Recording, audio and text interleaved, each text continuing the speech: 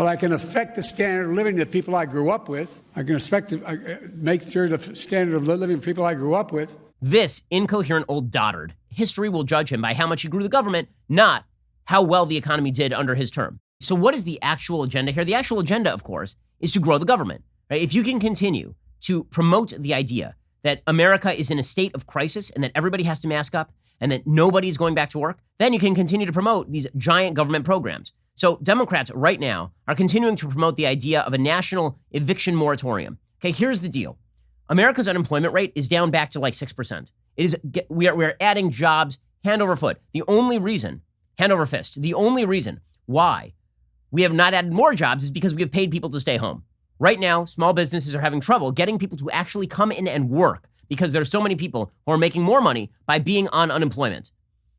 Okay, so but Democrats don't want to accept that we are back in an upward economic swing. Number one, because they want to take credit for it with stimulus that has not yet even gone out. And number two, because they want to promote the idea that the pandemic continues so they can continue to ram through trillions upon trillions of dollars in spending. So let's be real about this in the first place.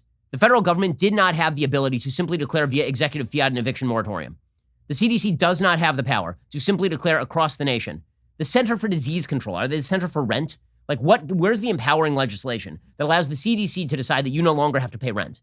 And by the way, who exactly compensates the landlords? You know, you talk about these housing shortages in America's major cities. It turns out when you deprive landlords of rent for like a year, the predictable response is, I'm not going to build any more buildings and rent them out. You end up with more of a shortage. It's like rent control.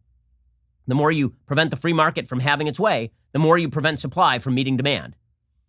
Okay, in any case, a federal judge in Washington, D.C. on Wednesday, according to the Washington Post, ruled that the Center for Disease Control and Prevention overstepped its legal authority by issuing a nationwide eviction moratorium, a ruling that could affect millions of struggling Americans. Well, yeah, but that's not, like if Congress wants to pass an eviction moratorium, they can go ahead and try. First of all, I think that's probably unconstitutional. It violates the freedom of contract that is inherent in freedom of association in the United States. But since we long ago gave up on anything like limited government, I suppose that you could try to pass that via Congress. The idea that the CDC unilaterally gets to decide that you don't have to pay your rent anymore is an absurdity on its face. The order says it is the role of the political branches and not the courts to assess the merits of policy measures designed to combat the spread of disease, even during a global pandemic. The question for the court is a narrow one. Does the Public Health Service Act grant the CDC the legal authority to impose a nationwide eviction moratorium? It does not. The Biden administration says it will appeal the decision. So here's the thing. Why? We're at the end of the pandemic. What are you appealing?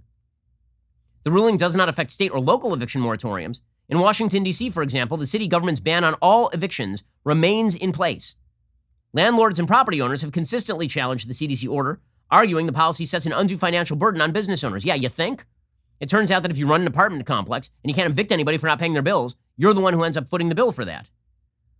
Okay, and they want to continue this, like indefinitely. They want to continue these eviction moratoriums.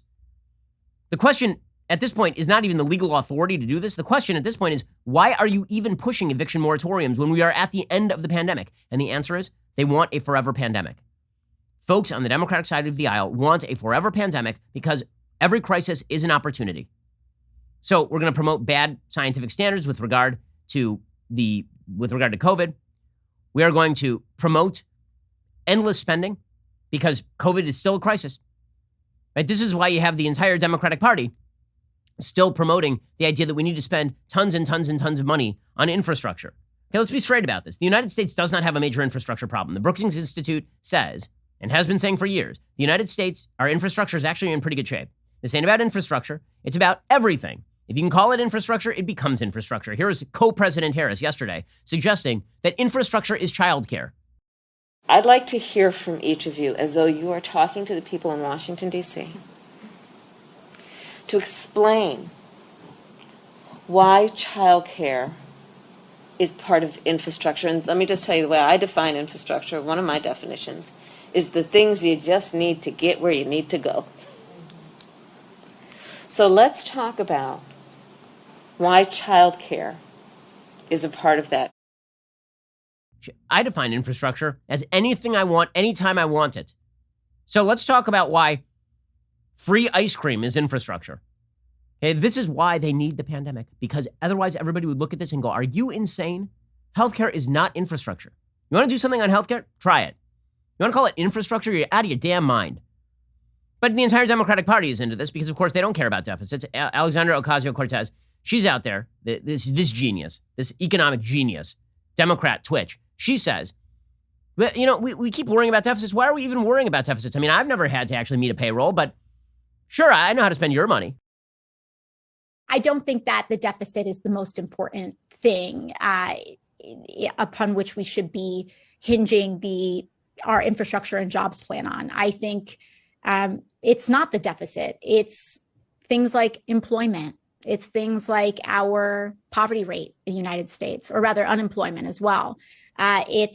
We should be pegging this to the actual material circumstances that we want to measure ourselves against in improving people's lot in this country. That's a long way of saying I don't want to pay for anything because I don't need to pay for anything because I've never paid for anything. So that's a really easy way of doing that.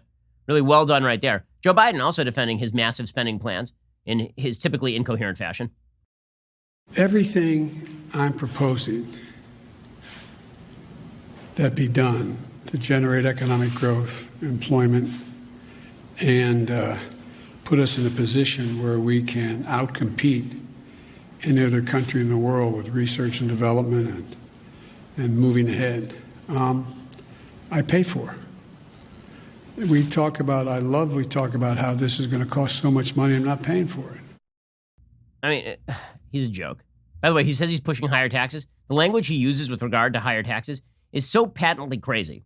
And he says things like, well, I'm just, those rich people, they just don't need that second and third house. First of all, talk to Bernie. He seems to like that lake house an awful lot. You seem to like your multiple houses an awful lot, Mr. President.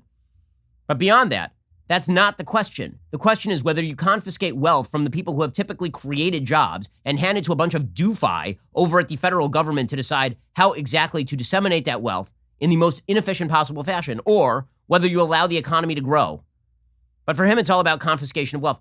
The real motivating factor here is that Joe Biden wants to go down in history as not an inconsequential figure. That's all. Joe Biden knows he's a one-term guy. He's clearly a one-term guy.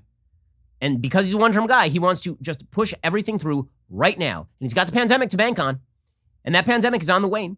And it's pretty much at the end of it. I mean, we all know this. Contra Anthony Fauci, who says we're in the bottom of the sixth, which is just nuts. We are nearing the end of this thing, and everyone is aware of this. Joe Biden is using that as the basis for the argument that we are just going to penalize, because he knows. Then the beautiful thing about being a Democrat is you can be the crappiest president ever. You can be just garbage, and they will continue to laud you as an amazingly transformational figure so long as you grew the government. It doesn't matter that FDR's programs expanded the Great Depression into a decade-long event. It does not matter because he grew the government. It doesn't matter that LBJ's economic program took a very strong economy, circa like 1963, 1964, and proceeded to transform it into a stagnating government, a stagnating economy, all the way from 1967 essentially to 1981. Okay, that's okay because he grew the government. Joe Biden knows the same. He knows that history will judge him by how much he grew the government, not how well the economy did under his term, right? Because if you think of historic American Democratic presidents, nobody thinks of Bill Clinton, even though the economy did great under Bill Clinton. Everybody thinks instead of who grew the government most. Joe Biden knows this, and that's why he's pushing this nonsense. And that's also why he's pushing his class warrior nonsense. Pretty ironic stuff from a guy who allowed his son to run around the globe picking up bags of cash using his last name. We're not going to deprive any of these executives of their second or third home. Travel privately by jet. It's not going to affect their standard of living at all. Not a little tiny bit. But I can affect the standard of living of the people I grew up with. If they have a job, I can make sure the standard of living of people I grew up with, if they have child care, can afford it, so 20 million women can be back in the workforce. I can affect the standard of living we grew up with. This incoherent old dotard talking about how, if he confiscates wealth from the wealthy and then he gives it to people at the other end of the spectrum, this is going to create jobs. Yeah, they've tried this in many, many places. It does not create economic growth. It is a dumb idea. It has been disproved every time it has been tried. But you need the pandemic in order to push this sort of stuff. You need it. Because if we went right back to that 3% unemployment rate we had under Trump, everybody recognizes you don't need to do what the Democrats are talking about. Who's got two thumbs and wants you to like and subscribe?